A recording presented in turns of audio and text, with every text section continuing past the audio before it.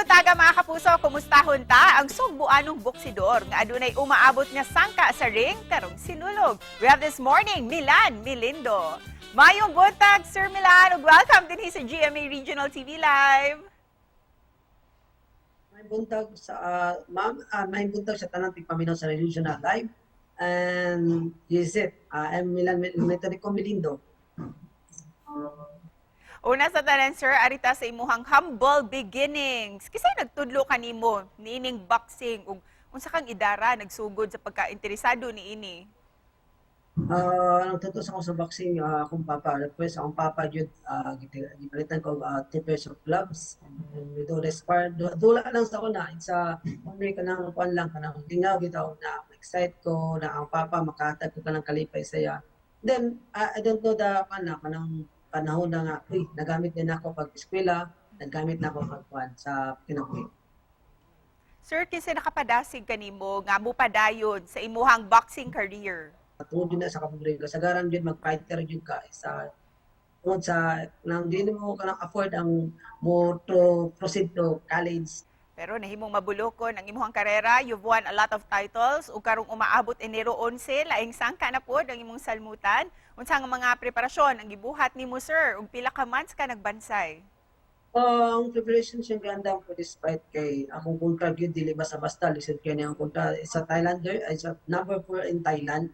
And naa siya ka ng kuan kartada nga 38 wins parehas daog, but ang iyang KO rating is pinaka highest kayo kay 25 yang natumba niya, samantala ako is 14 KO lang.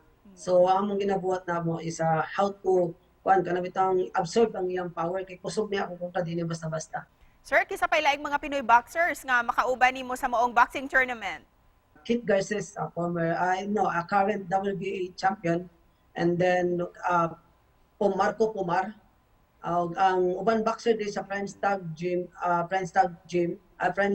Fight Gym og sa kanang diya sa kanang Omega nasa sila fighter modula, si Carlo Bacaron, then sa Kwansan ang kang Sir Chelsea, mga amateur fighters na apoy modula pud sila.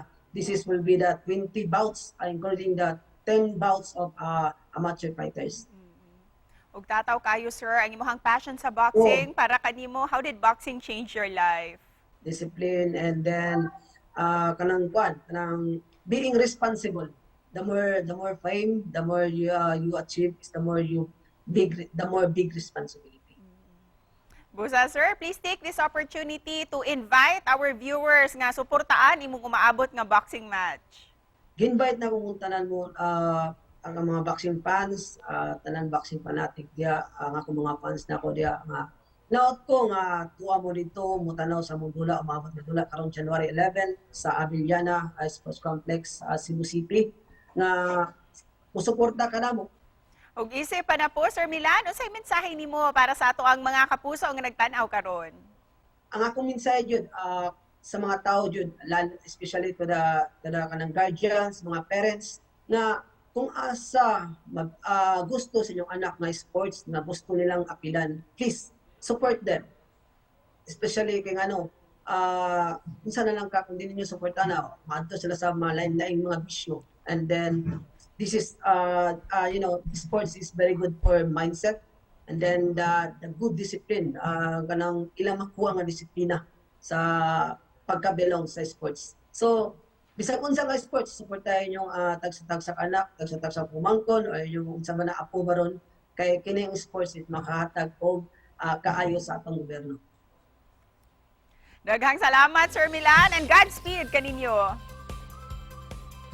Thank you so much, ma'am.